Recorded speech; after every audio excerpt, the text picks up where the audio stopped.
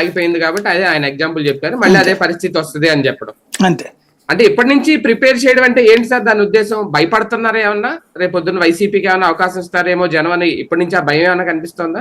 అట్లా కాదు. ఇక్కడ సమస్య ఏంటంటే ఆయన విజన్ ఎప్పుడూ కూడా భవిష్యత్తులో ప్రజలు మన గురించి ఏమో ఆలోచించాలో ఇప్పటి నుంచి ప్రిపేర్ చేస్తారు. వాళ్ళ పత్రికలు అట్లా ప్రిపేర్ చేస్తాయి. ఎన్టీ రామారావు గారు మంచోడు అనేటటువంటిది ప్రచారం చేయాలి.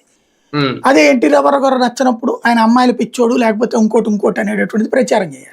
అంటే భవిష్యత్తులో ఎన్టీ రామారావుని అట్లా ఆలోచించాలి.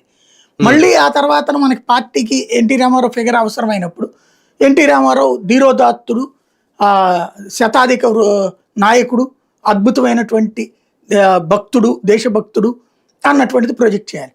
అంటే ప్రజలు తమ చుట్టూ ఉన్న పరిసరాలను బట్టి ప్రజలు ఆలోచించడం కాదు, ప్రజలు నేనేం చెప్తే అది ఆలోచించాలి.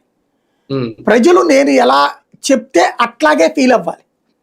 ఇది బాబు గారి స్టైల్ ఆఫ్ ఫంక్షనింగ్ అనమాట. అది ఎప్పుడు జరుగుతుంది, వాళ్ళ మీడియా ఆ పాత్రని పోషిస్తూ ఉంటుంది. అవును సరే, ఇక్కడ ఇందాక ఒక పాయింట్ అనడం మర్చిపోయాను. ఇప్పుడు అంటే ప్రజలను అలా ప్రిపేర్ చేస్తుంది తెలుగుదేశం పార్టీ. మహానాడుకు ముందు కూడా ఒక 2 రోజుల పాటు వరుసగా ఆ పత్రికలు, వాళ్ళకి సంబంధించిన పత్రికలు ప్రజలను అలా ప్రిపేర్ చేసి అక్కడ దాకా తీసుకొచ్చినాయి. ఆ లోకేష్ కి కీలక పదవి, లోకేష్ కి వర్కింగ్ ప్రెసిడెంట్, ఒక ఆశ్చర్యార్థకం పక్కన, దాంతో ఏమన్నా జనం భారీగా వస్తారు